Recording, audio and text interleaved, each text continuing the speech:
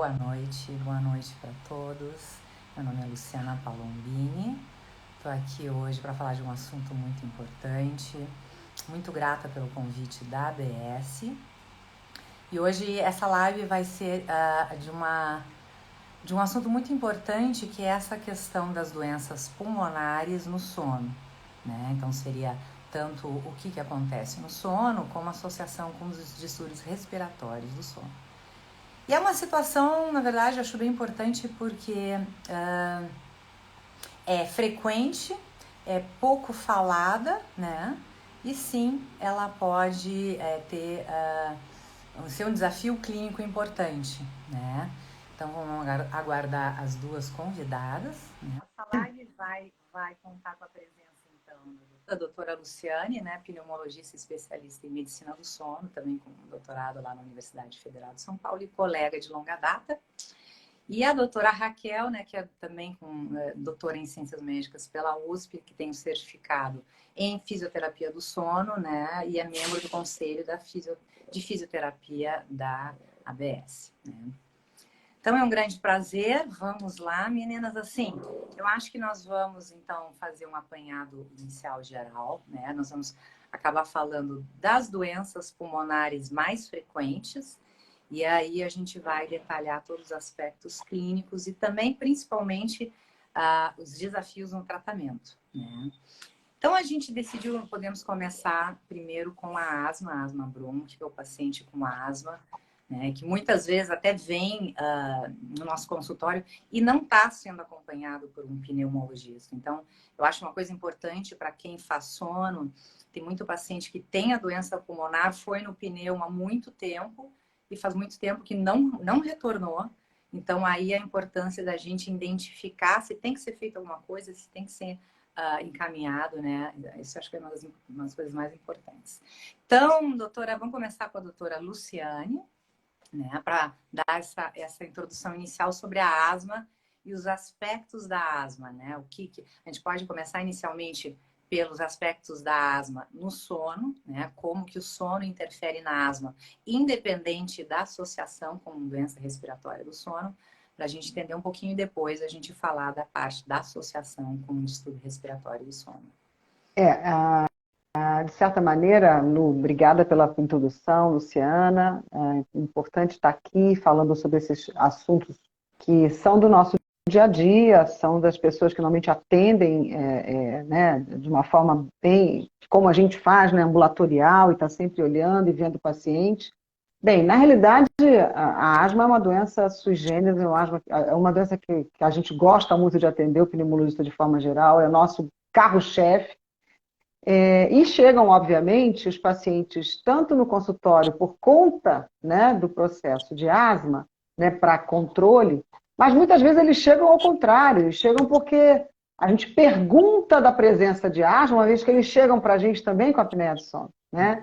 É interessante a gente observar, foi também falado já na última live, que também foi de pneumologia, se falou bastante sobre asma, né, com a Dani, né, com a Simone e com os colegas que estavam na live anterior. E a asma é essa doença muito interessante porque ela piora bastante à noite, né? Então, os pacientes tanto chegam por do problema da asma, como chegam para a gente também com a apneia do sono, e a gente tem que perguntar se eles têm algum comprometimento de asma. E a gente acaba, muitas vezes, diagnosticando a associação, né? A associação da apneia do sono com a asma. E o que a gente vê mais interessante é que, eventualmente, esses pacientes pioram bastante à noite. A gente sabe que o asmático pode ter mais crise à noite. E eles pioram e têm crises muito comumente no final da noite, começo da madrugada. Então, a gente, às vezes, né, eles chegam, muitas vezes, no consultório, nas emergências, nesses horários, com crise de asma, muitas vezes. E a gente até chama esses que descompensam mais à noite como asmático, como asma noturna, relacionada ao sono, muitas vezes. E a gente sabe de uma forma muito interessante e intrigante que a gente tem toda uma migração de células inflamatórias, né? Se você for fazer, tem alguns trabalhos mostrando em broncoscopia, que se você faz uma broncoscopia e avalia a celularidade, as células no paciente asmático que estão dentro do pulmão, a gente percebe que, eu tenho estudos mostrando, que existe uma celularidade maior, como se ele tivesse uma propensão à migração de células inflamatórias para o pulmão durante o sono, durante a noite. Né? Então, parece que seria um dos mecanismos disso acontecer. E muitas vezes o que a gente sabe é que o asmático, normalmente por conta das crises, acaba engordando. Normalmente eles podem ser mais obesos.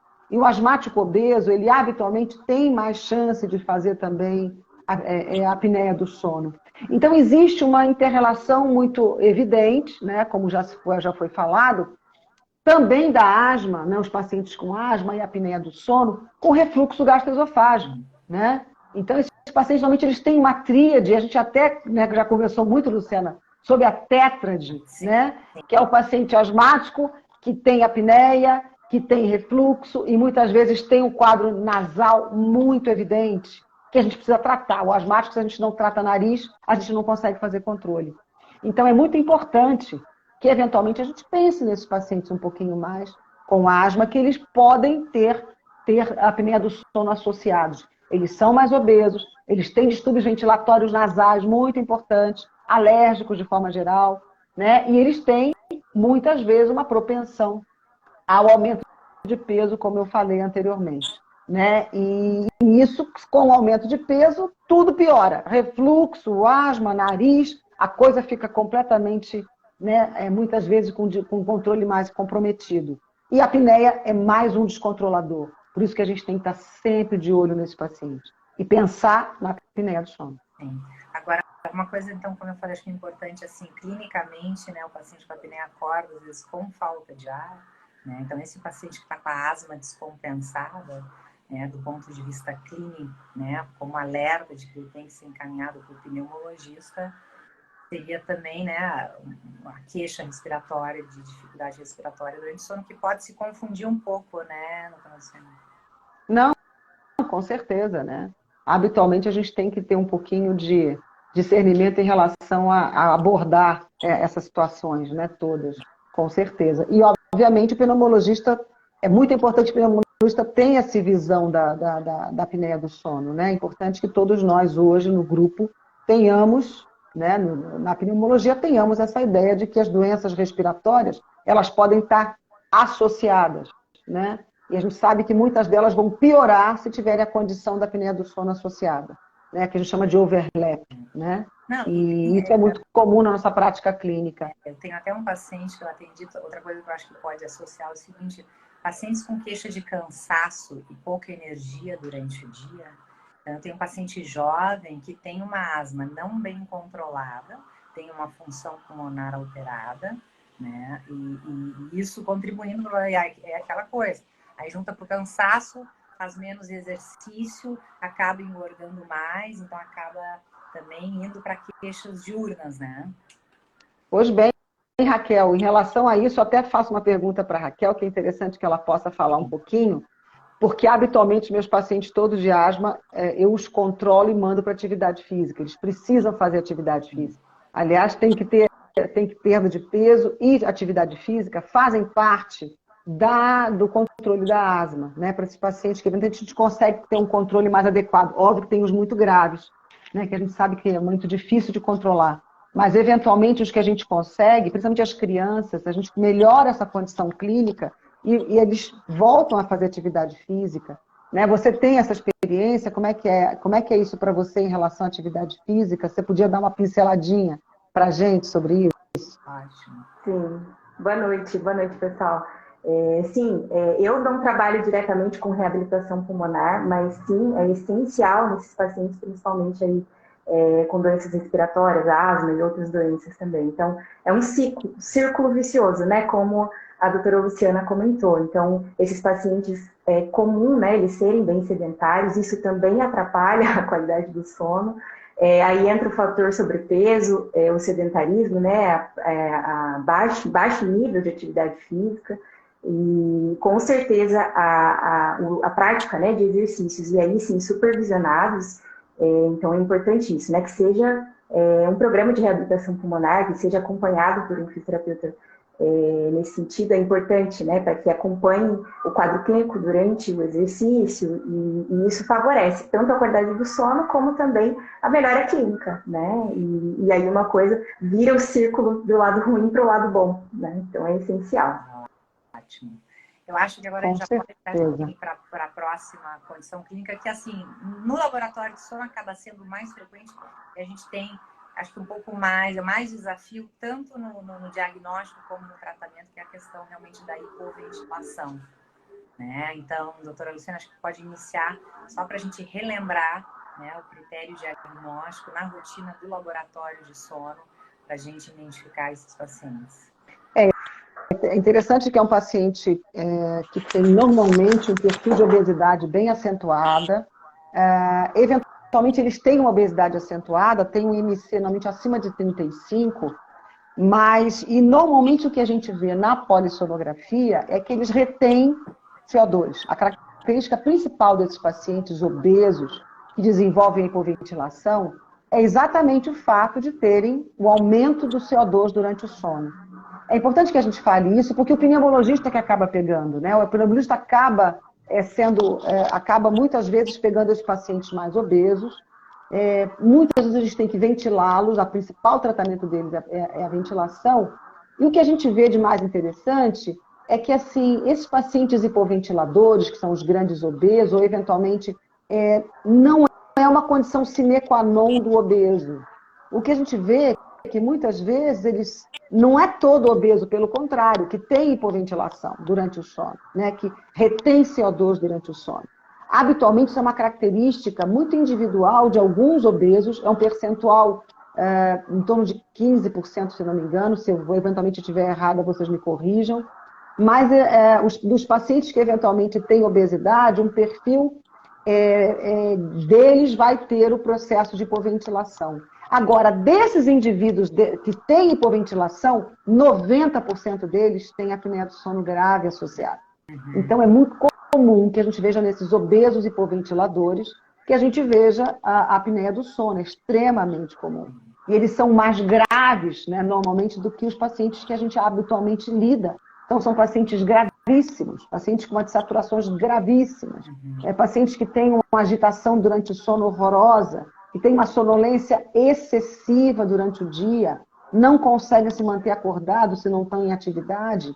São pacientes que têm um perfil de gravidade muito maior. E, de novo, é um perfil pequeno de obesos que tem essa característica. Mas desses, 90% deles têm apneia grave, tá certo?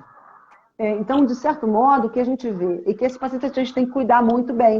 São os que chegam mais graves no laboratório e que a gente precisa realmente tratar de uma forma um pouquinho mais cuidadosa, né, Lu?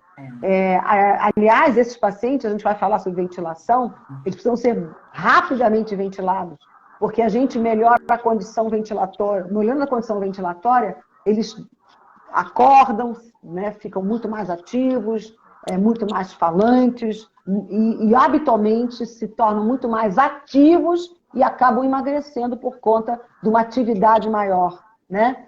Eles perdem normalmente peso porque começam a ter uma atividade física que não tinham, que eram absolutamente sedentários, eles não fazem nada, têm um cansaço brutal e uma sonolência absolutamente importante.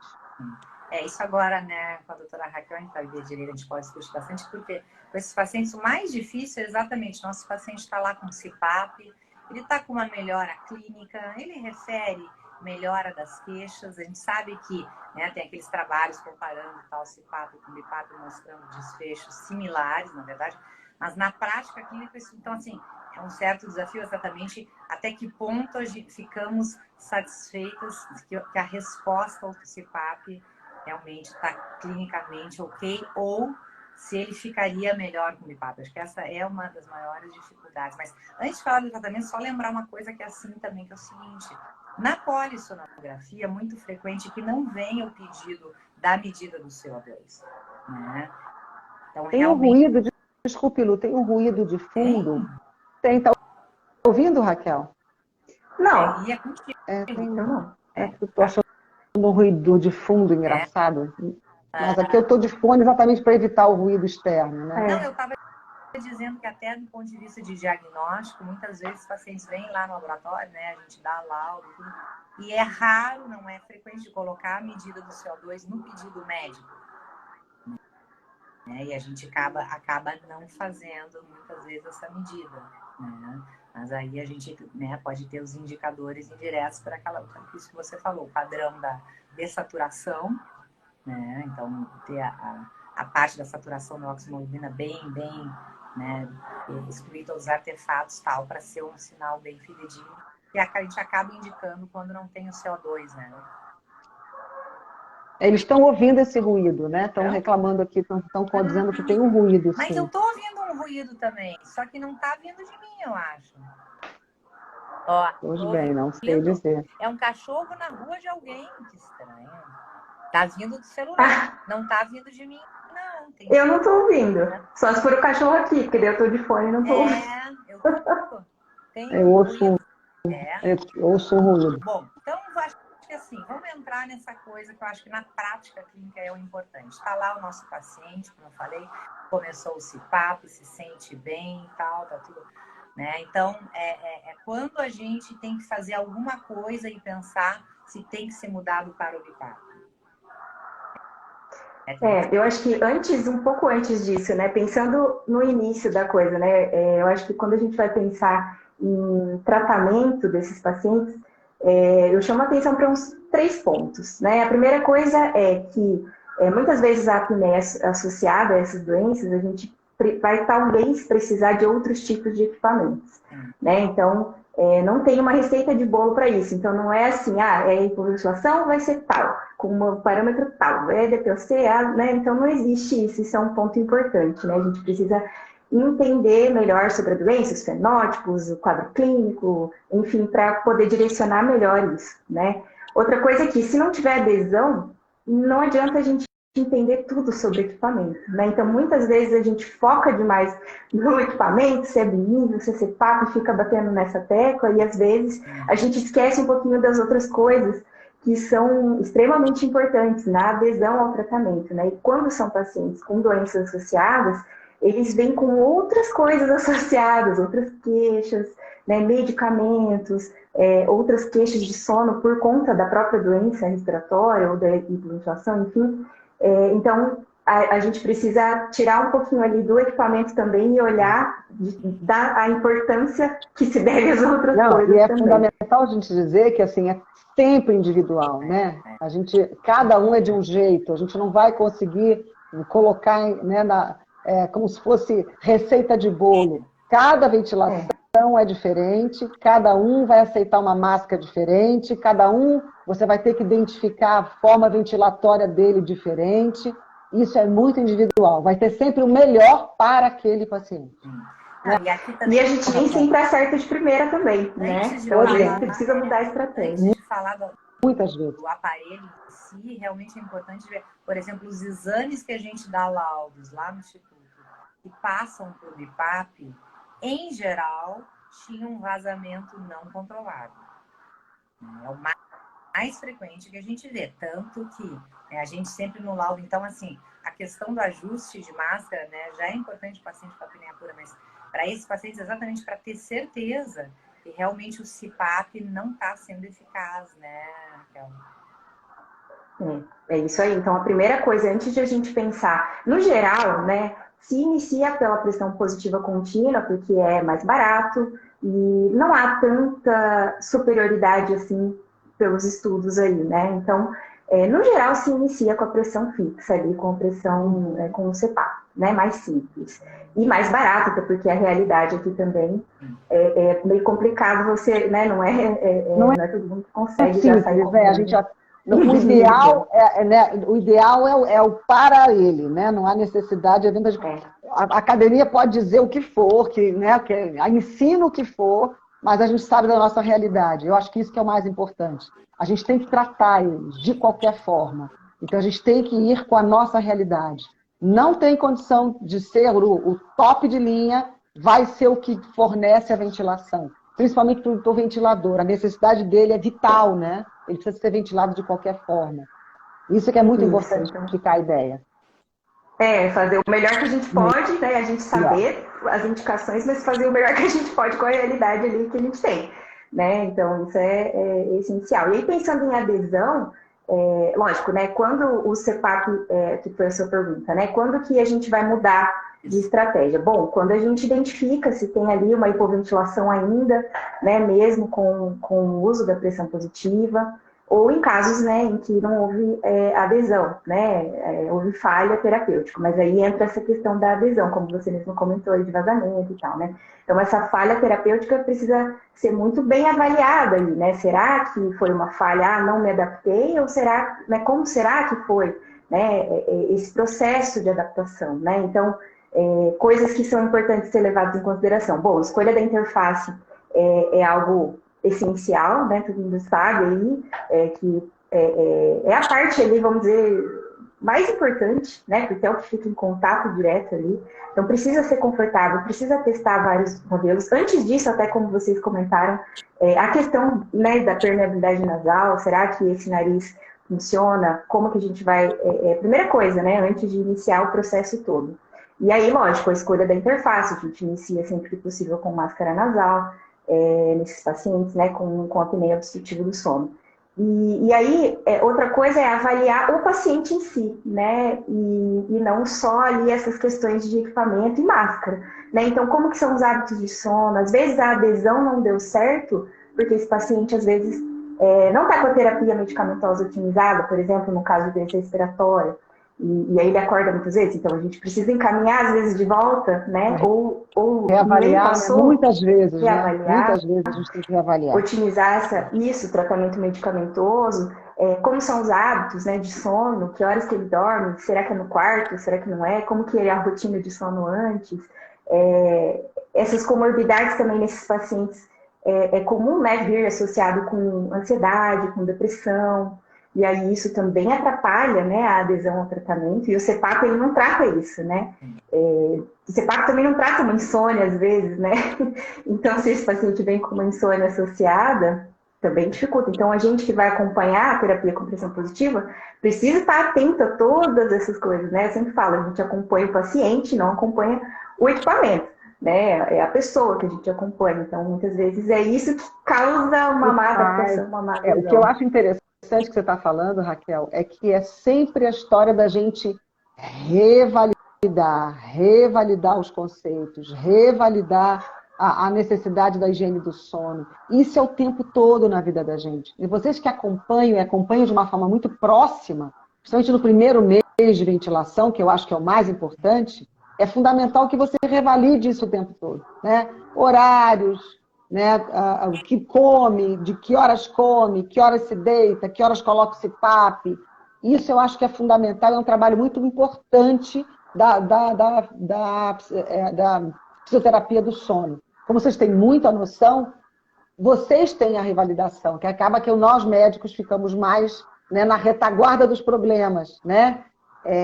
E vocês com esse lidar muito próximo, que vocês têm que fazer aquela protocolo de adesão, que eu falo muito para meus pacientes, tem que ter protocolo, tem que ter protocolo, tem que ter protocolo, e que vocês ficam muito próximas para fazer essa, né, essa toda vez, rever. A gente conversa muito sobre isso com as fisioterapeutas, né, com o pessoal da equipe. E um parênteses aqui que eu acho muito importante nesses pacientes, com a questão da telemedicina, que é o seguinte, o paciente com apneia, né, a gente acompanha lá pelos dados do CPAP e vai bem obrigada. Então, é só lembrar que aquele paciente, que a leitura tem que vir com uma oximetria junto, né, para acompanhamento. Entendi a tua pergunta, Alessa. Você está dizendo o quê? Desculpa. Dados à distância, né, com a coisa da telemedicina. Da telemedicina, esse entendi. É o paciente que só os dados lá do CPAP na nuvem, sem oximetria, não vai ser suficiente. Mas ainda a gente não tem a oximetria em nuvem, a gente não tem os CPAPs com a oximetria acoplada, sim, né? Só se você colocar o acoplamento, mas aí, né? O que tem que ser feito? Exatamente, até a Raquel pode falar na prática, exato? Deixa lá uma noite, pelo menos quando você acha, né, em algum momento que você acha que está tudo equilibrado, aí sim fazer uma noite de oximetria, porque não tem como monitorar isso, né? A parte da hipoventilação. Isso, sim. Então, uma vez que a gente, pensando no paciente que vai iniciar, né? Então, às vezes não é na primeira noite, na segunda noite que já vai dar tudo certo, vai passar por esse processo, né? De adaptação inicial, desse acompanhamento próximo. Uma vez que conseguiu ali atingir uma boa adesão, um vazamento controlado, os parâmetros ali que nos próprios equipamentos a gente já consegue ter uma ideia, né? Pelo menos ali por telemonitoramento de dados ali até detalhados do dia a dia. Se a gente tiver em alguns equipamentos o acesso ao cartão SD, a gente consegue ter acesso às curvas, né? Então, por ali a gente também consegue ter uma boa ideia do que está acontecendo. E sim, então, uma vez que ele se adaptou bem, pelo menos na minha prática, ali depois de alguns dias, é importante a gente fazer a avaliação, então, da oximetria noturna. Aí pode ser ou com módulo de oximetria no equipamento, se você tiver acesso, ou então com esses equipamentos, né, de medida da oximetria noturna. Uhum. Isso, eu acho que também facilitam bastante. E mais interessante a gente dizer que esses pacientes, mesmo que se eles não estiverem com a oximetria top, né, com a oximetria bem otimizada, com a ventilação, isto vai acontecer com o tempo, né? É importante que a gente entenda que esses pacientes, eles vão melhorando, eles vão dormindo, eles vão perdendo peso. Inclusive, a gente, depois de 6 meses de acompanhamento de CPAP nesses pacientes hipoventiladores, se você for reavaliá-los, eles estão mais adaptados, ajustados melhor da oximetria e melhor ajustados, inclusive, das pressões, que a gente muitas vezes consegue baixar bastante, né, Raquel? Isso é importante. A gente ali que está acompanhando precisa ter também paciência, né? Parcimônia. Então, não adianta a gente ficar alterando o parâmetro ali, dá um tempo para o próprio sistema respiratório se acostumar com aquilo, né? Então, quanto menos a gente mexer, melhor nesse período, né? Ser bem assertivo aí nessas trocas de parâmetros, é importante. Não é exatamente por isso. A gente tem que saber que esses parâmetros vão mudando com o tempo de uso. Então, existe muito essa história, mas não está perfeito, não é para ficar perfeito, é para ficar ventilado. É isso que eu digo sempre. Ele é adaptado e dormindo bem, exatamente. Claro. E a gente sabe que ele vai se ajustando. O paciente que já tem uma certa queixa de insônia e ansiedade, tudo que a gente não quer é piorar as coisas inicialmente. E é o que a gente pode fazer, exatamente indo com esse... Né, com essa exigência de em seguida já está tudo bem equilibrado, né? Tá ótimo, tá bom. Não, com certeza. Agora acho que mais uma condição, né, que acaba acontecendo na prática clínica é a história do paciente com DPOC e overlap, né? Então, você pode falar dos critérios e a identificação, e a gente falar um pouquinho também do tratamento. Também é um paciente, uma coisa, é um paciente, eu tenho vários, né?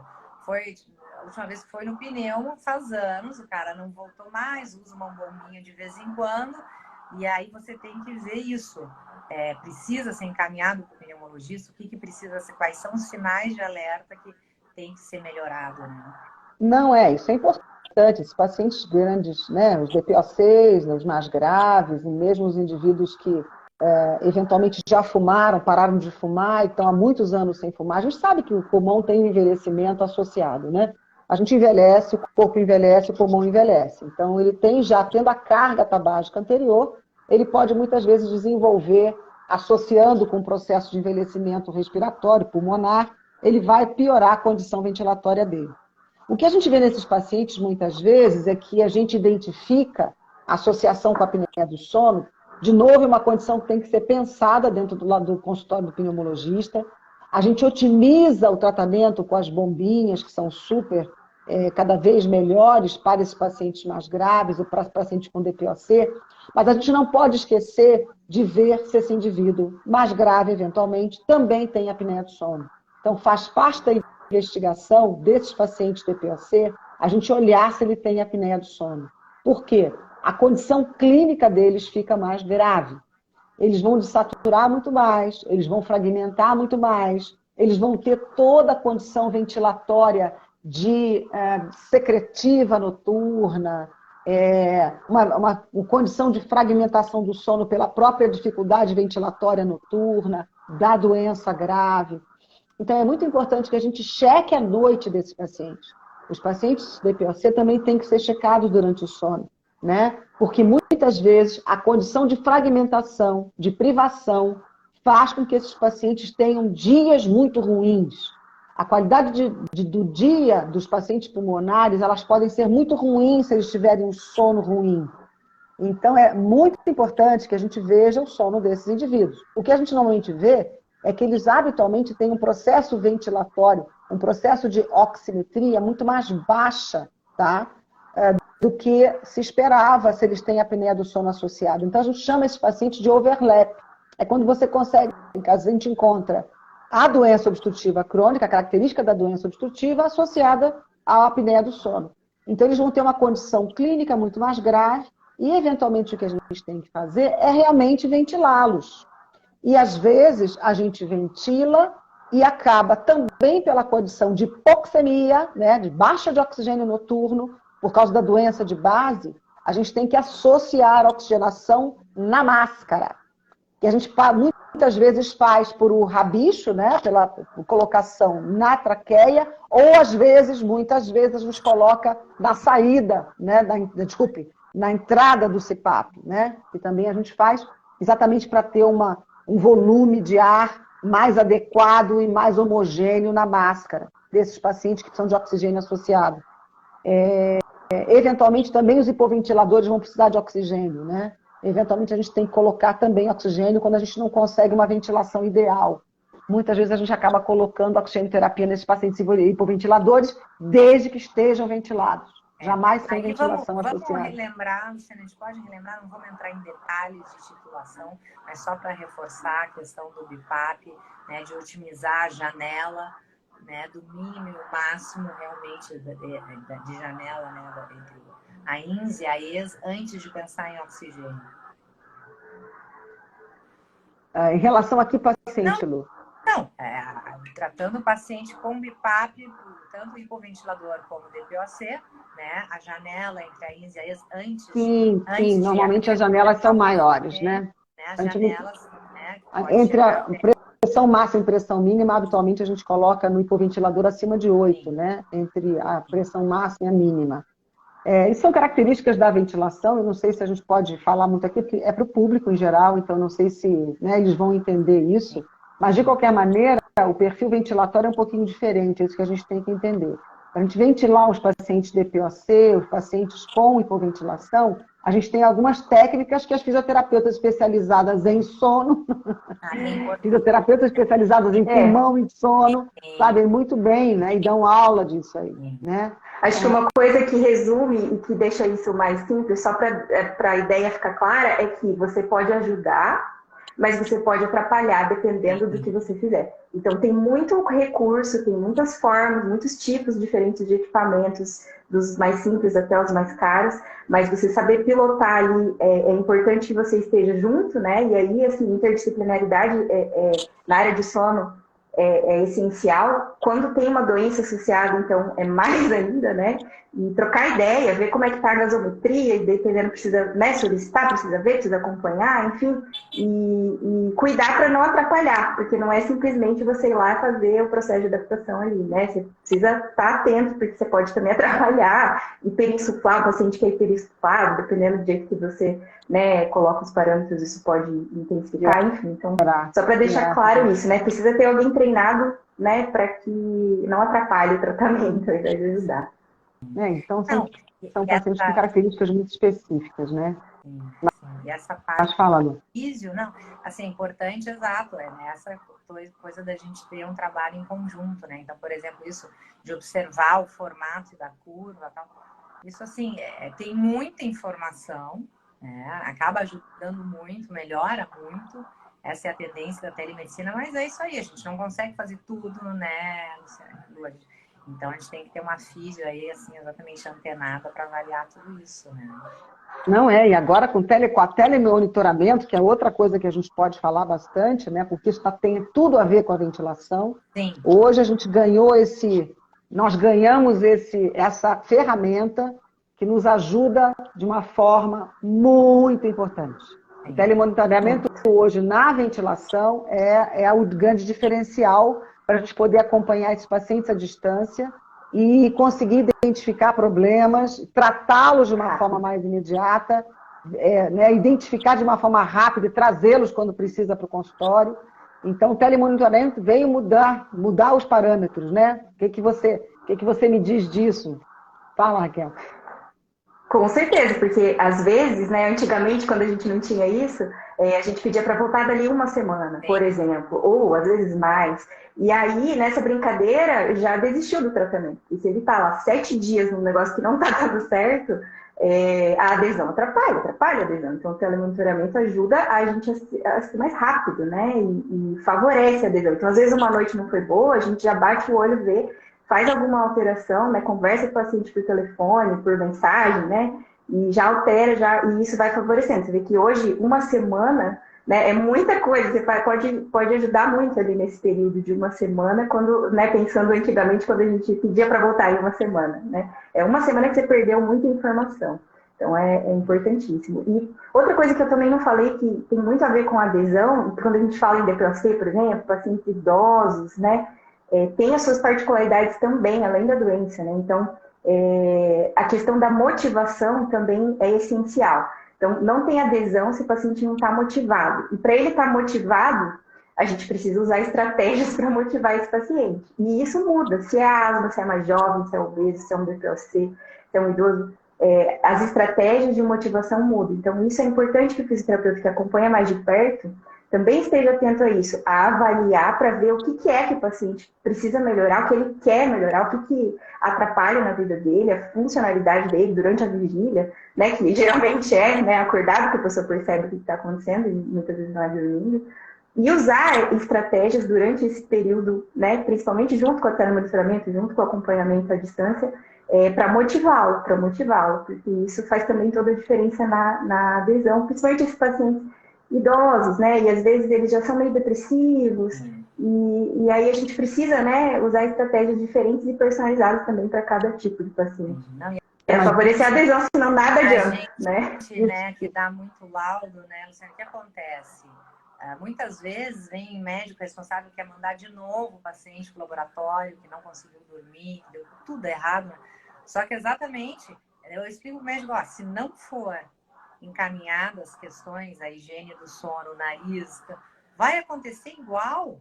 O paciente já está traumatizado, né? Então, assim, tem que mudar um pouco essa mentalidade, às vezes, do profissional que encaminha, da pessoa que vai fazer, né? O monitoramento no laboratório, ok, é muito bom, tem lá, né, a parte do técnico e tal, tudo, mas sem resolver essas questões básicas, como eu falei, né, é muito frequente isso. Às vezes o cara dorme de novo, vai de novo, né? Não se chegar a uma pressão eficaz, vai traumatizar o coitado do paciente e no fim ele vai ter que exatamente ir lá para físio, fazer o bom ajuste de máscara, né? A parte e aí passa exatamente o tratamento a ser até mais importante do que achar a pressão. Aí é importante que ele faça o acompanhamento na fisioterapia, exatamente para poder começar o ajuste, né, das situações de ventilação, para que ele devagarinho vai se adaptando, né? Então não adianta realmente, Lu, você tem toda a razão, não adianta passar de novo no laboratório para titular. A gente sabe que ali, muitas vezes, o melhor é que ele vá para o consultório da físio, especializada, para que devagarinho vocês vão fazendo o trabalho de acompanhamento, né? E tudo, como você falou, estímulo, né? Fazer todo o aporte, o suporte para que ele consiga usar. E a questão mais problemática realmente acaba sendo problemas nasais e a máscara oro-nasal, porque repetitivamente acontece a mesma coisa. O cara chega no laboratório e não consegue manter a boca fechada. Eu sempre lembro o Rapoport, lá no Nova York, me falando, Luciana, paciente que tem obstrução nasal, que abre a boca para respirar e ainda tem ventilação nasal. Não é para pôr já oro nasal só porque ele diz que abre a boca, né? Então, esse acaba sendo aí, né, além de, como eu falei, traumatizar o paciente, a gente, né, os laudos que a gente não consegue chegar a uma pressão, aí muda para o BIPAP, exatamente, e nem precisaria o BIPAP, tem que fazer o ajuste máximo, acho que é um dos pontos principais, né, Raquel? O nosso calcanhar de Aquiles. A máscara tem que estar bem adaptada. É o problema número 1, exame com problemática do CPAP lá, que a gente vai lá, Vazamento. o paciente reclama de obstrução nasal, quer dizer, aí quando a gente pergunta para os pacientes, né, a gente tem que lembrar, o cara já foi no otorrino há muito tempo, tá? Mas, né, acordo, respiro com a boca aberta, eu sou homem, não, tem que ou passar no otorrino, ou no mínimo, pedir uma tomografia de seios da face. Não dá pra gente confiar no relato dele que respira bem, e não dá pra gente confiar no exame que ele fez há anos atrás. Né? Pois bem. Então, Bom, pessoal, já recebi a mensagem do vamos iniciar o encerramento, então quero agradecer a presença de todo mundo. Como eu falei, um tema super importante e um paciente bem difícil na prática clínica, né? Que bom que temos cada vez mais físios bem treinados, fundamentais para nos ajudar, né? Agradeço a presença. Não, e que agora é fundamental, né? É uma situação que, eventualmente, elas nos ajudam demais a mantê-los sob vigilância, que eu acho que é o mais importante, para que eles tenham adesão. A gente não dá conta, e a gente sabe que esses pacientes precisam dessa vigilância mais próxima, eles não conseguem, né? A maior parte, a gente sabe disso, né? Então, super fundamental. Então, tá ótimo, meninas, muito obrigada, muito legal participar com vocês, como eu falei, isso é muito importante, e eu agradeço a presença de todos no domingo à noite. Boa noite. Bem. Obrigada, viu, Raquel, Lu, Luciana, querida. Beijo grande para vocês, viu? Boa noite a todos aí que estão assistindo. Obrigada. Até logo. Até, boa noite.